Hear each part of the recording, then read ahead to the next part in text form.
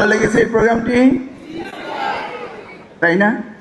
মনে রয়েছে তোমাদের যে গাছ থেকে আপেল পড়লো কেন? গ্র্যাভিটেশনাল অ্যাট্রাকশন কি আবিষ্কার করেছিলেন? Sir Isaac Newton. মনে রয়েছে?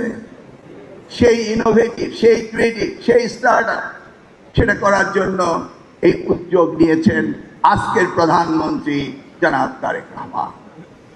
তাই আমরা এগিয়ে যাচ্ছি। একবার ভেবে দেখো তোমরা, 12 তারিখ সারা বাংলাদেশে 36,000 ইনোভেটিভ আইডিয়া নিয়ে তোমাদের মতো অসংখ্য ছাত্রছাত্রীরা সেদিনকে এই প্রতিযোগিতায় নেমেছিল। তারা আজকে উত্তীর্ণ হয়ে জেলা পর্যায়ে এসছে। যারা বিজয়ী হয়েছ তাদের কত না আনন্দ আজকে, তাই না? আমরা কি চাই? আমরা আর চাই না সেই পুরনো দিনের শিক্ষা ব্যবস্থাকে সামনের দিকে এগিয়ে নিতে। মনে আছে আমার দেশমাতা বেগম খালেদা জিয়া দিদি তখন প্রধানমন্ত্রী ছিলেন। তিনি একদিন আমাকে ডেকে বললেন, মিলন, এই ছাত্রছাত্রীদের কাঁধে আর কত বড় ব্যাগ দিবে তুমি? কেন তাদের চোখে থাকবে বড় বড় চশমা? তাদেরকে তো এভাবে পড়ালেখা করালে হবে না।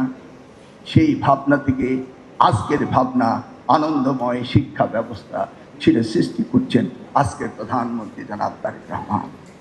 আমরা জানি আমাদের ম্যাডাম ডক্টর জুবাইদা রহমান, তিনি একজন প্রসিদ্ধ খ্যাতনামা ডাক্তার। আমরা সকলেই ওনাকে চিনি।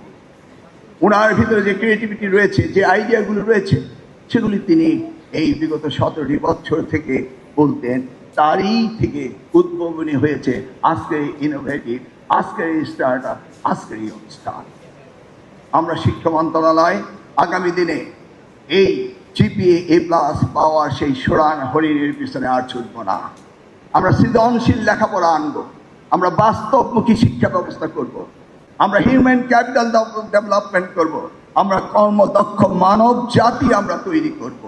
সেই প্রত্যয় নিয়ে আমরা এগিয়ে যাব আজকের প্রধানমন্ত্রী জনাব তারেক রহমানের নির্দেশে।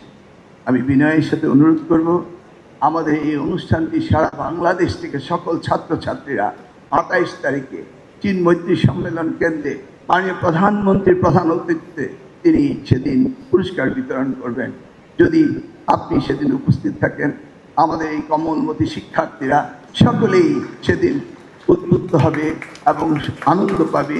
এই অনুরোধটি রেখে সকলকে ধন্যবাদ দিয়ে, বিশেষ করে ঢাকা জেলার প্রশাসকের সকল সদস্যবৃন্দ প্রচুর কষ্ট করেছেন এই অনুষ্ঠানটি করার জন্য, সকলকে ধন্যবাদ দিয়ে বিদায় নিচ্ছি। আল্লাহ হাফেজ। বাংলাদেশ জিন্দাবাদ।